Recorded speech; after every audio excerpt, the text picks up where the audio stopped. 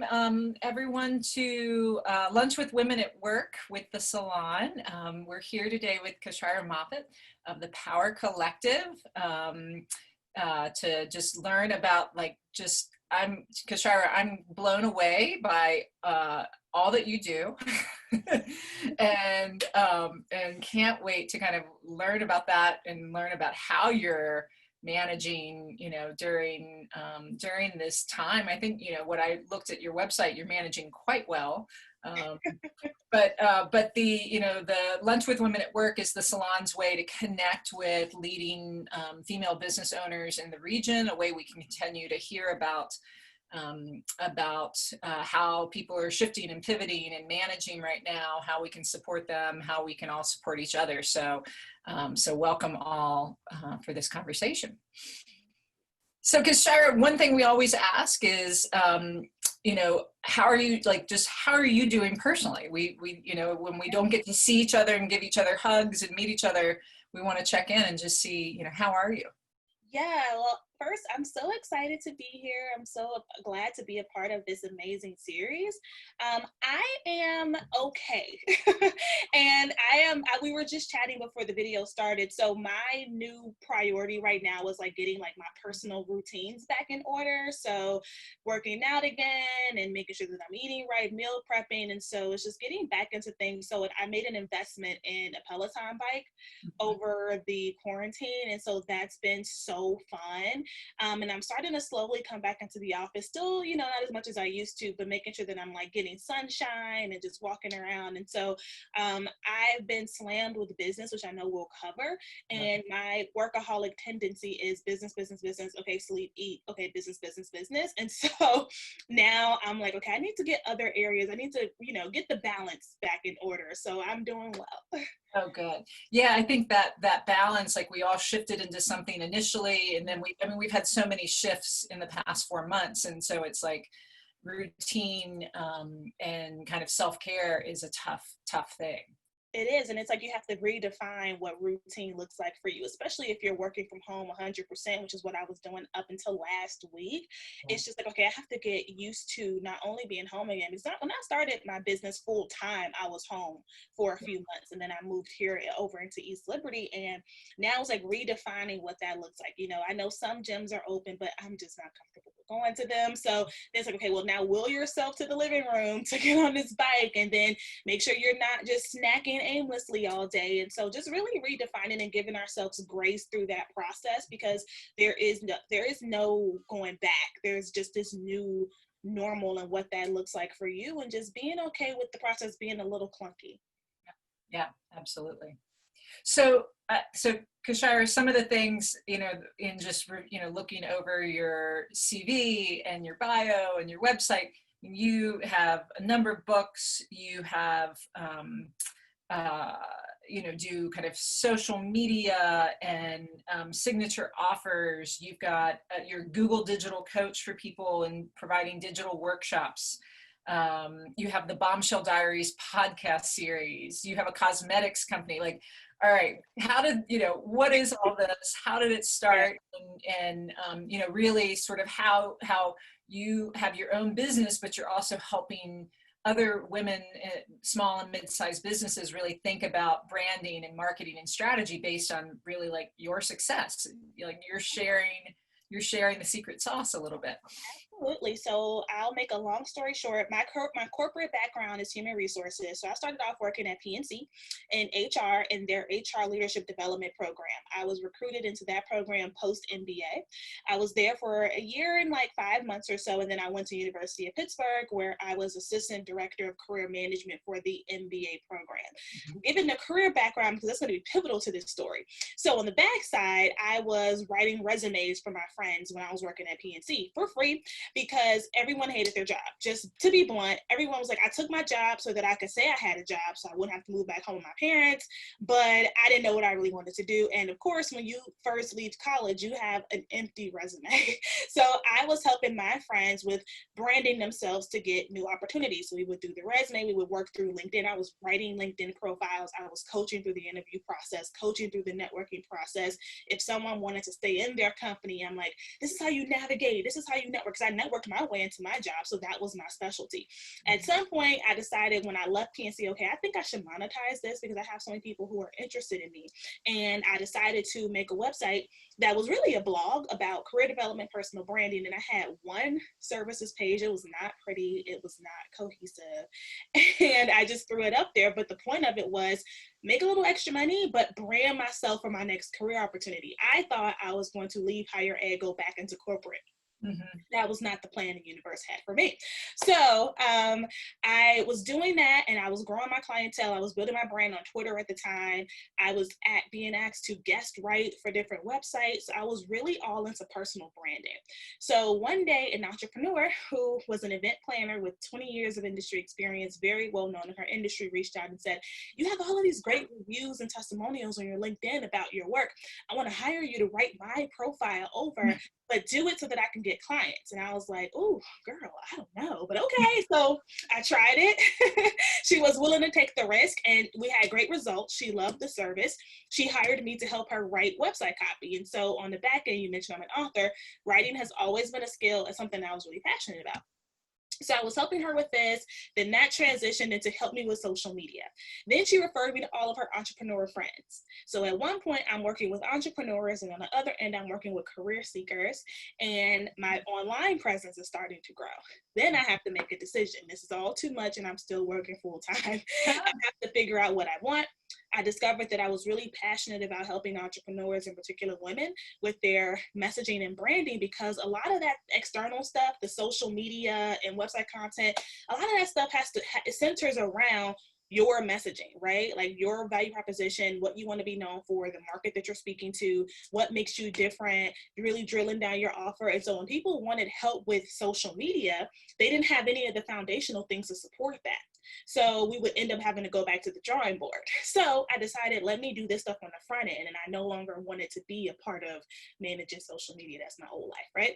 Yeah. So that's where my business has like pivoted to now. So I still work with entrepreneurs on that. However, I've niched down even more, where I really work with experts who want to package their expertise into either a high ticket coaching program or an informational product. We call them info products online. So that's your online courses. That could be your retreats and high-end events. So if you ever said, hey, let's do the Salon de Mexico edition and have retreats, retreat style with workshops and all of this, we could do that, right? Or, digital ebooks and digital downloads, those types of things. So that's where I focus my energy and my efforts present day. So then the podcast, my social media, even my books, those are all marketing channels. Mm-hmm. Yeah, the books generate revenue, but that's a marketing channel. So those all center together for me. Yeah. The cosmetics brand is a passion. It's just a hobby. It's like a little side thing that happened to grow really fast, but that's a hobby. And Google Digital Coaches is a contracted opportunity with C-Suite Coach and Google that came about last July that I'm really excited about, because it gives me the chance to help a little bit of everyone with their entrepreneurial journey by way of providing digital skills training. So we were doing those in person. Now we do those via webinar, and anyone and everyone can join. So that's been a really great addition to what I'm working on, because it just taps more into my passion for teaching and coaching and developing other people. I'm known in my sessions to go off script a little bit and do a lot of teaching because I care, right? I don't want people to just have, surface level, or, I like to give a lot of case studies and a lot of examples to really drill home. Why are these digital tools and digital skills even worth your time to learn and implement in the first place? So it all still comes back to this same core mission of how can I help accelerate the growth of small businesses? And then if I drill down even more, how can I accelerate the growth of women-owned businesses within the country? Yeah, absolutely. Wow. It's just, I love I love sort of the tie back into kind of the info products, because that's something, I think when we, the shift, maybe we can talk a little bit about that shift that small businesses are having to make now. And so that, second quarter of this year, when everybody was really, really struggling to shift. It didn't seem like you were struggling to shift. No. But you had a really big quarter. I did. The biggest quarter I've ever had. Yeah. Happened in this pandemic. The most private client signups. We oversold my mastermind program. I'm really blessed and really fortunate. But I also don't want to act like, you know, like I just said in the live stream, my fairy godmother came and sprinkled fairy dust on me. Like, no, this has been the result of, first of all, being digital the whole time. It's very rare that I did any in-person coaching at all. I've always been very active on social media, and I've had consistent content on social media. And I think a lot of people who had experience being an entrepreneur, who had their dedicated client base, or who relied on events and networking meetings and chambers and all that to get their clients, and they were a little bit stubborn about incorporating digital. I don't know if it was a matter of you thought that if you use digital, that's the only thing you could use, but there was this like stubbornness, or, well, I'll make the profile, but I'm not really going to use it. Well, then in March, now you're forced to use it. Now you can't have private meetings. You can't go to the chamber meetings anymore. You can't do those things. And so a lot of people struggle because they never even took the time to learn how the tools work, to even try to cultivate an audience, which is why, you know, we talk a lot in the online coaching space about diversifying your income streams, but also diversifying your marketing and communication avenues. Even with social media, I always tell my clients, we don't solely rely on one platform for anything, and we don't rely on social for anything. That's why we build databases and email lists and text lists and mailing lists, like for physical mail, because none of this stuff is guaranteed. Facebook could go away, Twitter could go away, YouTube could go away. I had a friend recently, she had a post go viral, and it was a post about, you know, some of the racial inequities going on, and a lot of bots reported it as spam, and her Facebook page was deactivated. Wow. Facebook crashed her page. So envision if she solely relied on Facebook for straight making money. That would be gone. Her business would be done today. Thankfully, that's not the case. But I bring that up to say, you know, I think that this opened up a lot of business owners' eyes to the fact that we need to be prepared for anything, and we need to diversify everything. Yeah, yeah. And you have to shift. I know Kathy and I, you know, as middle-aged, Kathy, you're not middle-aged. I'm middle-aged. And I'm not a social media maven. You know, in the past couple of years, it really sort of shied away personally from my presence in social media. And when we envisioned the salon, a lot of it was like, we want to bring people together in person so they can connect and network and be, you know, get outside of these social media boxes. Yep. But, so we've had a massive shift in how we've had to think about our business during this time. But I imagine this will continue for us, even if we do get to come back together in person. Yeah, absolutely. And I still very much value in person. I miss it, especially with my workshops. But I think that part of this is all about looking at social media as a tool versus looking at it as a necessary evil. Because our mindset and our outlook is what shapes our experiences, right? That perception.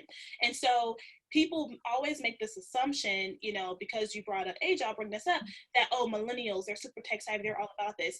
If I could not log into Instagram ever again, I would. Someone asked me today, what are you going to do when you hit $1 million in business? And I said, I'm deactivating social media.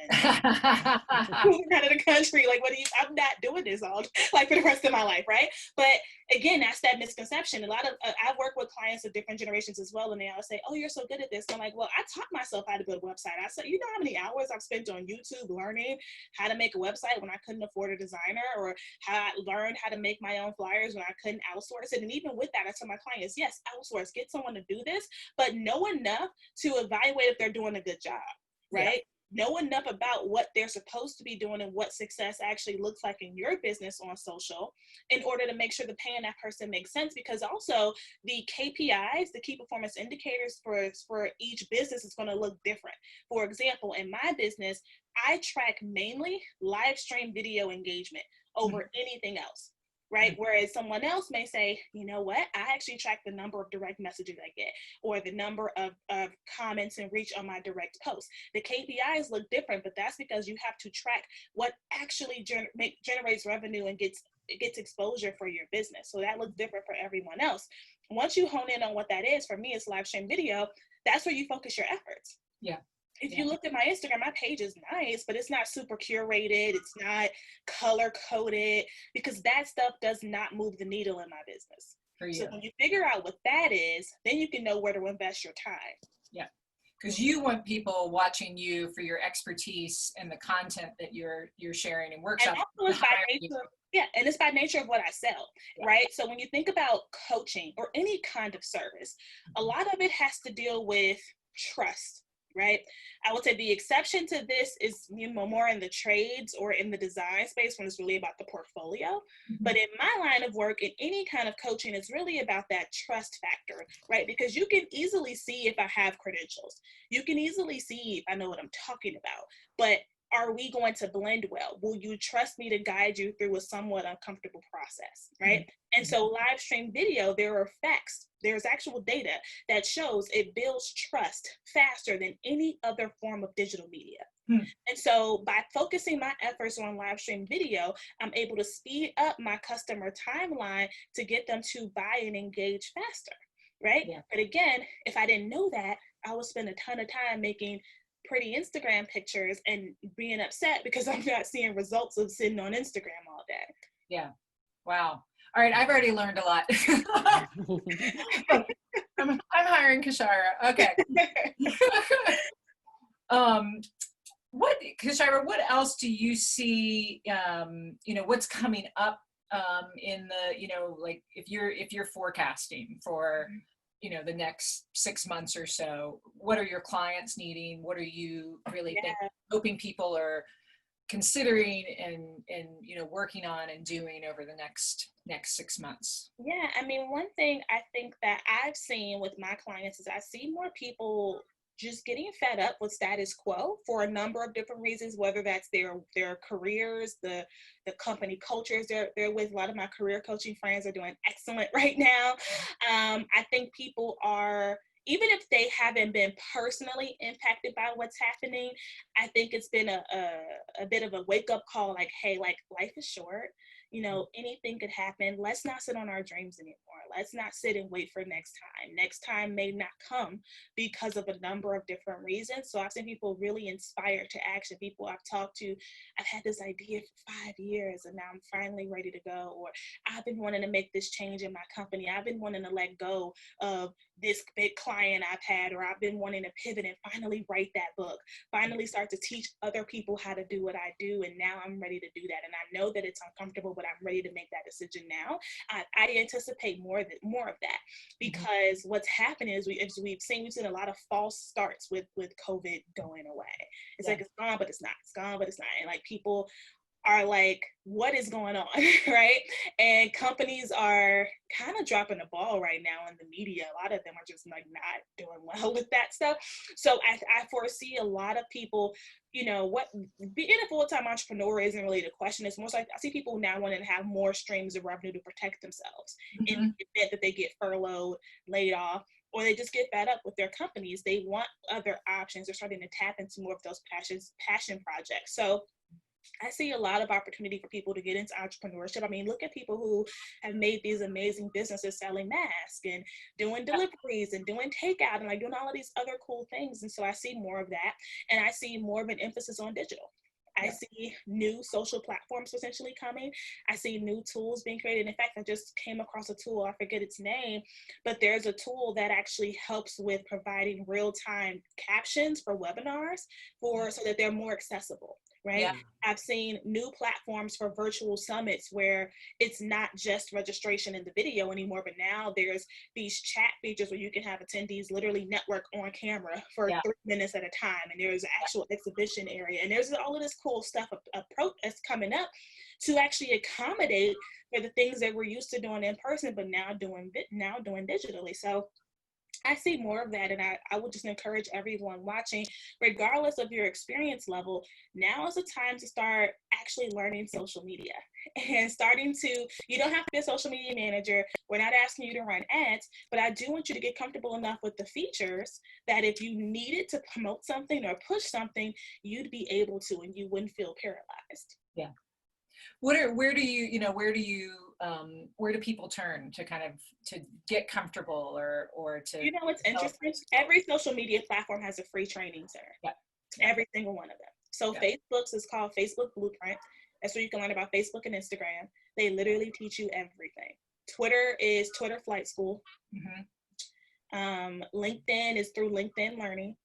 Yeah. which used to be Linda, right? There's also Udemy, Udemy. They do free courses, not free, but low cost courses. I just bought a course on LinkedIn ads for $10, but they have these multi-part, beginner friendly, medium, advanced level classes on literally everything. I even bought one on personal development, so like self-care, right? So they have, those kinds of things. There's another platform that's on my mind right now. Shoot. I'll have to tell you all in the email to put it in the notes. There's one more platform that I'm thinking about that does really great articles and things like that. But yeah, even the training platforms like CoSchedule and Buffer, they have free trainings. And then of course, Google Digital Coaches, we train on Google tools. So Google My Business, Google Ads, Google Analytics. We do those sessions again every month, and there's 11 digital coaches across the country, and we're all doing webinars every month. So there's always a chance to get that information. I think it's more about carving out the time than anything else. Yeah. And we've had some time, or we'll have more time where we're not right. We do. Well, Kashira, is there anything we didn't talk about that you want to make sure that people know about you or know about your business or So if for everyone else that's tuned in, are you all entrepreneurs? If so, what kind of business do you have? If you can drop that in the chat. Yeah. I'm totally open to answering any questions, or if anyone wants any hot seat coaching, totally down for that. I love helping people in real time. So I'm totally up for people on my Google webinars know I'm like, share your screen. I need to see what you're doing. But yeah, I mean, I just offer the encouragement that I know right now is a difficult time. It's a confusing time. I just told the story this morning of how I took more time off in Q2 than I ever had before, just because natural workaholic. And that was still a major quarter for my business and my team. And that's just the testament to, powerful content, narrowing your niche, really strong messaging, having offers that resonate. And so really spending that time on the behind the scenes stuff that may not feel as fun, but will definitely aid in how you appear in the online space. I'd also say if you are new to social media, start with one platform. Don't overwhelm yourself with all of them. So if LinkedIn is your jam, start with LinkedIn and just get to know the features. Give yourself time to play with it, experiment. Don't worry about making mistakes. You can always delete something, right? But really just learn the platform.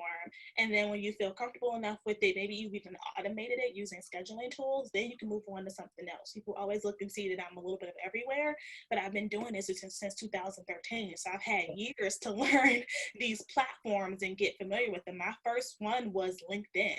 Then I moved to Twitter. And then from there, it was Instagram and Facebook have always been very similar for me. I moved to YouTube simply because I needed to get over my fear of being on camera. And it was the safest place to do that. This was before live stream was a thing. So I didn't start off on all of those platforms. I grew to those platforms. So I would ask you if you had a caution for people, as it's a time for agility and stretching and trying new things, but it's always a need to stay core to your business. And so to find agility within your, maybe new channels, but same lane, and how you would maybe advise people to think about that, because there's this tendency for dilution or for experimentation. But as you said, if it's not sort of to your KPI or really, giving you the right return, that balancing act. Yeah, what's interesting about that, and I always say marketing is an experiment. So it's one of those things where for some platforms, you won't figure out what the KPI is until you run the experiment. Mm-hmm. And so being okay with the fact that that's going to happen. And one way to just ensure that you're still obviously being flexible, but staying true, is making sure that your messaging is consistent across platforms. So you don't want to, okay, I'm going to sell this service over here, but then this product over here. Like, you want to be consistent around messaging, where if you pull up every social platform of mine, there is very similar content, very similar messaging, but there is no one person that's following me every single place. Like, everyone has their preferred outlet, right? I don't take for granted that just because I posted something on my podcast, that means you heard it. So you are probably going to see that on my Facebook. You probably are going to see it on my YouTube, because that I'm trying to ensure that I'm tapping my audiences where they are. And what helps with not seeming like I'm doing the most is because it's consistency in the messaging. It's not drastically different content. I'm not talking about hair and lipstick over here and then shoes and outfits over there. It's consistently about business strategy, business coaching, marketing and social media. So my advice would be, do the back end work first. Make sure that you have a brand toolkit that has your brand colors, your brand fonts, your hashtags, your catchphrases, some of the words that are common with your brand and words that you never use with your brand, right? Having your messaging down packed, knowing what your goals are and who you're speaking to, and then put the social media plan together from there for all of the outlets to ensure that there's consistency, and then measure everything, track everything. All of these tools give you very good analytics for free. So it shouldn't take too long to figure out what the KPIs are, but in the beginning, it is going to be a social experiment. Yeah, that's great advice. Thank you. Well, Sonia or Bonnie or anyone else on the call have questions or comments? We've got a quiet crew here today, Kashara. That's okay. I understand. I'm quiet. Yeah. Oh, here goes. I have so many questions. I don't know where to start. It's okay. Take your time. Because like for my business, which is consulting, I spend a lot of time on businesses. Mm-hmm. And at some point I decided, well, there are really so many people out there who can benefit from what I do, but may not have the price point of businesses. So I need to get out there into, the social media world. And it's been a little bit difficult figuring out, as you say, who's my target market first of all, and how do I address them, and what KPIs matter. So for example, on Instagram, I'm unclear as to, is it saves, is it shares, is it followers? And I do agree with you that someone invited me on their live, and I got the most followers from that. Just appearing on their live, and I got like 40 followers after that. So definitely like video is something that I should do. So I guess those are the sort of questions I have. Yeah, so that's a good place to start. So the first thing I would tell you to do is look at the individuals. So wait, let me back up. For your consulting, when you work with businesses, are businesses paying you to coach their employees? Yes. Exactly. Yes. Perfect. So look at those employees that have had the most success with you and start to pull out those common traits. So because that's how you build a customer profile. You're thinking about what are the common factors between the people that you've helped in the past or people that you want to help in the future. Obviously, there will be differences, but there's going to be some common threads. And the common threads will always start with, well, what were those wins? What did they get out of it? Pulling out your best practices and frameworks. And then thinking about, well, what was common and consistent? Online, people teach your target customer as like their name and age and where they live and all of this like airy stuff. But we care more about their core problems and pain points so that we can match that with this promised transformation. You are already a step ahead of everyone else because you can just look at your portfolio. Right? You can literally look at that and pull out who were my favorite clients, who got the most success, who did I see the biggest transformations from. Let's pull those portfolios out. Okay, now let's build out common threads. That's what you're speaking to on social media. You mentioned on Instagram, again, KPIs will vary per person, but here's why I personally prefer to track profile saves, shares, and profile visits. Because if you look at the insights on a post, you can see people who saw this post, how many of them went to your profile. For me, going to my profile means you're taking some kind of action. You're clicking a link in my bio. You're doing what I'm asking you to do. That means my call to action was strong. Shares means somebody wants to go back to this later. That clearly means more impact, right? Saves. And then shares mean people felt so good about this, they wanted to share with other people. Those to me mean so much more than likes, comments, and follows. That's for me. That's something for you to take back in terms of you have to start looking at sales. So you start getting people, sales and leads. So if you sell over the phone, you have to start looking at you need to build a scorecard first of all, and then see how many consultation calls am I getting booked each week, then see where are those calls coming from, then compare it to how many of those calls converted.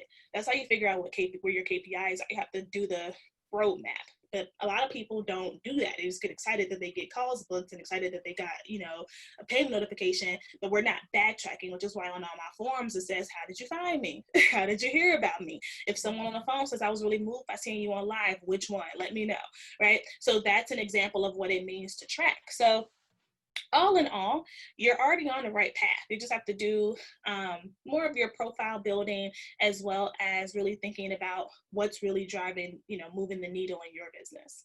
Okay. And the really important thing there is that I need a call to action, because you see, I don't have one. I just share. Yeah, you need a call to action. So I need a call to action. yeah. So if you're not ready to sell a service yet or an offer, because it may be a course. So if you're not ready to sell anything, start building a database, start building an email list, start building or a text list. So I have a text list, text power moves to 21000. That's my text list. You can build a Facebook community, a LinkedIn community. I mean, there's a number of different things you can do in the meantime. In my world, I call these the low risk invitations. So you can do these until you're ready to then up it and say, hey, book your discovery call or consultation. Yeah. Thanks. That's really great. That's awesome. Gonna have to follow you. I know, exactly. So I was just curious, like, Shira, I want to honor everyone's time for this kind of quick check-in, but you have some other workshops and events and things coming up. I saw the Thinking Color Summit is something. Yeah. Let me pull up that URL. So Thinkific is a course hosting platform, and they have like a free plan where you can get started and sell your online courses.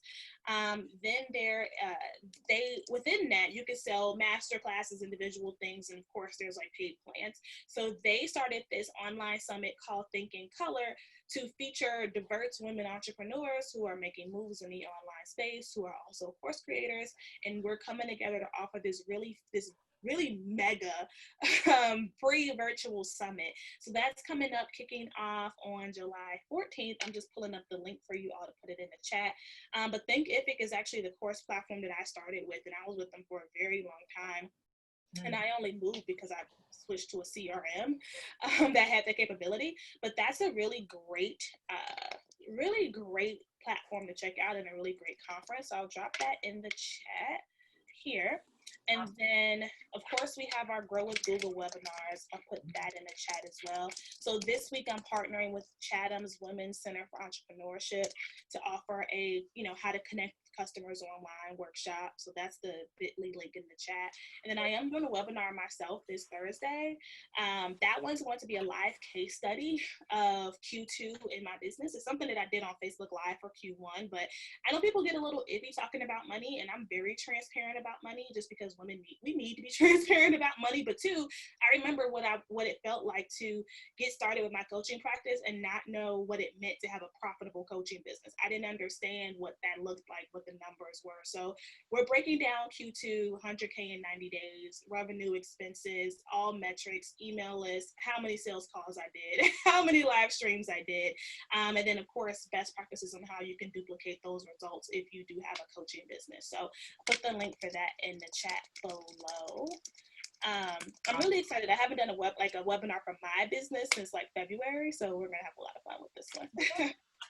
Well, we'll share all of those out on the Salon page, and I just want to thank you. I think one of the things that I love about this is the first time we've gotten to kind of actually interact, but just your spirit of sharing and supporting other businesses. You think about the competitiveness in the business community and among influencers and other things, and I don't hear any of that from you. It's really about amplifying and expanding, I've always been very like mentor oriented coaching. I mean, this was my destiny before I knew it was my destiny.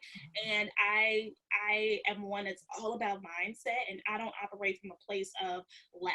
Like, if you win, I can't win. If that business gets a contract, then I can't. I don't believe in that. I believe that there's enough abundance and for all of us, and part of attracting that is actually raising your own energy levels and vibrational levels to attract that of which you desire. So if you are are stingy and hoarding information, then you aren't open to receiving what's actually for you. And so I have no problem sharing and giving and receiving. I know that even with everything I shared today, there's still so much more that I could teach anyway, which is why I'm a coach, because I'm able to get clients to say, hey, I gave you something here on this live stream, but you know it's not the full No, yeah, totally. Right now you have the flour and you're trying to make a cake. So we got to get the other ingredients together.